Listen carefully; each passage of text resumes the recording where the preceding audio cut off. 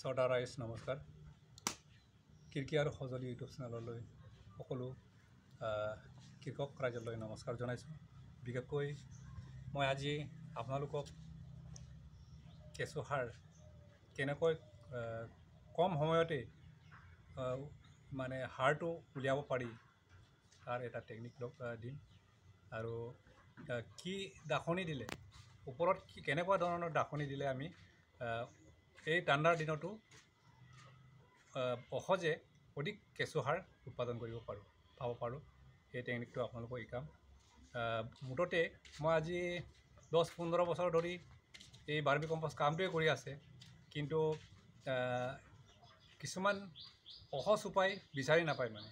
কিন্তু এইবাৰ মই প্ৰমাণিত হৈছে, যি কিবা হেৰিটো লগাই দাখনি লগাই এই ঠাণ্ডা দিনতো মানে আমি অধিক সাৰ উৎপাদন কৰিব পাৰোঁ বা কেঁচু জগাব পাৰোঁ। তাৰে উপায় আপোনালোকক দিম মই।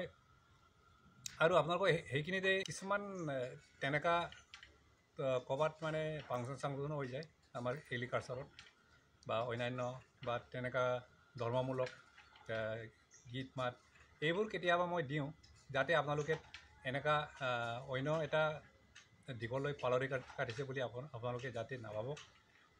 কাৰণ সকলো কিবাই লাগে আমাক, নহয় জানো? নাচ গানো কেতিয়াবা লাগে, আমাৰ কিবাও লাগে, কৃষি কৰ্মও লাগে, সেইখিনি। আৰু তাৰপাছত যিসকলে মোৰ ভিডিঅ'টো ছাবস্ক্ৰাইব কৰা নাই, লাইক কৰা নাই, তেওঁলোকক কৈছোঁ আপোনালোকে ছাবস্ক্ৰাইব কৰি দিব, লাইক কৰি দিব। আৰু মই বিশেষ বেছি নকওঁ, আপোনালোকক মই ভিডিঅ'টো এতিয়া দেখাম। এতিয়া চাওক, ইয়াত মই কি বস্তু লগাইছোঁ।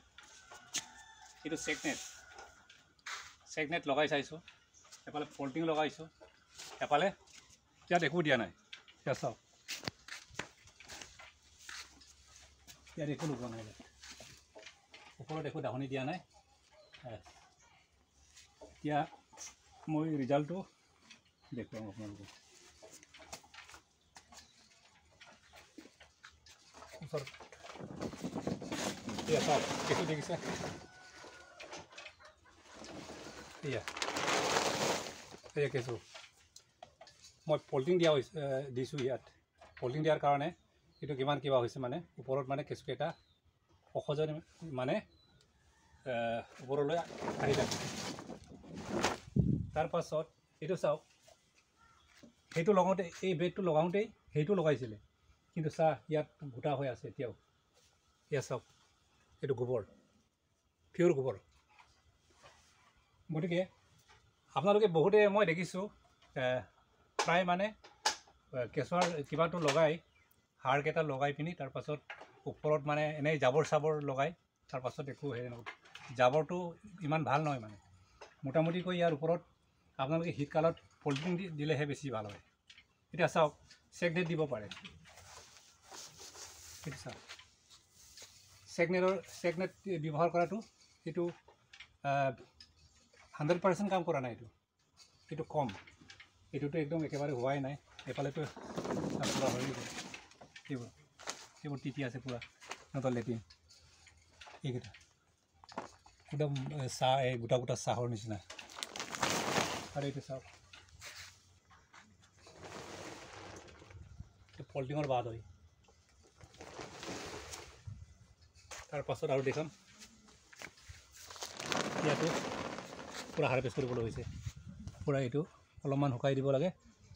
যেতিয়া কিবা হ'ব, এইটো হাৰভেষ্ট কৰিব, তেতিয়া মানে এইটো খুলি দিব লাগে, ৰাতিপুৱা খুলি দিব লাগে। তাৰপৰা সন্ধিয়া সময়ত অলপ ড্ৰাই হ'লে এইটো গোটাই দিব লাগে।